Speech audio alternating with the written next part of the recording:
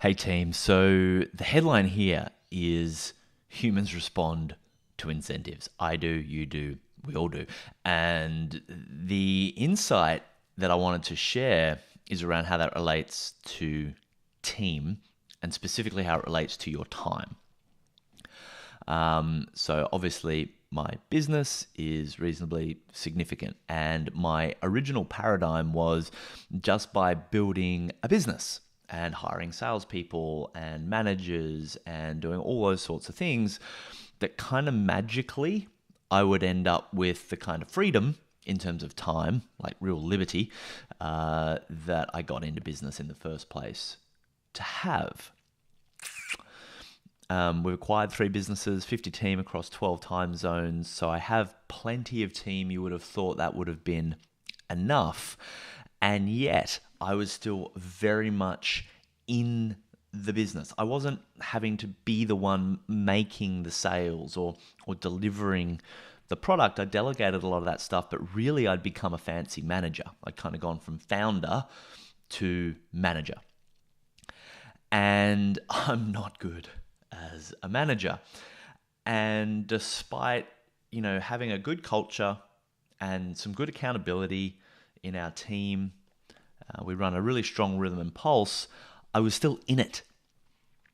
And it wasn't until about a year and a half ago that I had the insight that literally the words came out of my mouth at a sales presentation talking about pricing structure for clients, going, people respond to incentives, give people an incentive to buy. And it hit me is that I had not been giving my team an incentive to kick me out of the business. Clearly, I was not doing a good job at kicking myself out of the business.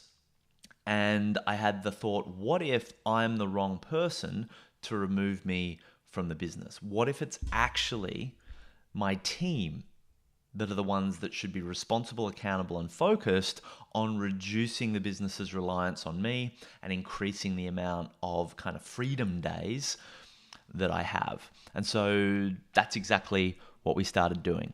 Everyone from my assistant, our operations manager, to our head of sales, to our general manager and integrator, all of them have their incomes, their bases, their commissions linked to a reduction in the amount of time that I am required to serve the mission in any way.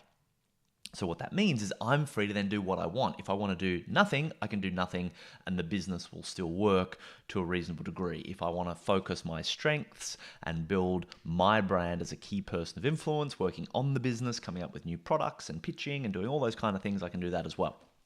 Or not, which is the point. And the experience was radical. I'm talking within 3 months, the amount of disposable time that I had available in my calendar tripled, and it's continued to grow and it's continued to grow. And I wanted to share that insight that it didn't just happen. I had to incentivize other people to help make it happen because I just default to getting back into stuff. And it wasn't until I had some real support going, Glenn, we don't need you. Get out of here. And that being okay, that I finally gained control of my time. So if you found yourself building a time and money eating monster, maybe it is time to create some real standards and some real accountability inside your team. I hope that's useful. My name's Glen Carlson. Be brave. Have fun.